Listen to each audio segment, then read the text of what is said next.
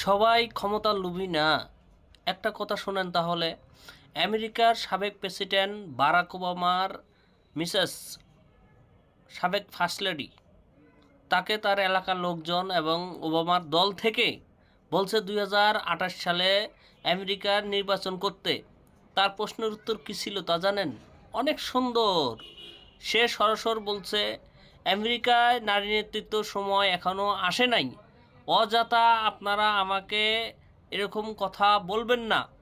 যখন আমেরিকায় নারী নেতৃত্ব সময় আসবে, অবশ্যই আমার চেয়ে ভালো প্রার্থী, আমার চেয়ে যোগ্য ব্যক্তি দাঁড় হয়ে যাবে। এখনও আমেরিকার জনগণ বা আমেরিকার বাসিন্দারা নারী নেতৃত্ব পছন্দ করতেছে না। কত সুন্দর একটা কথা বলছে। আর বাংলাদেশে হলে কী করতো তা জানেন? আঙ্গুল ফুলে কলা গাছ, রাতারাতি মনে করেন প্রচার শুরু করে দিত। আমাকে কইছে দল ধরে, আমি দাঁড়ামু, হ্যান ত্যান। দেখছেন, ক্ষমতার লোভী সবাই না।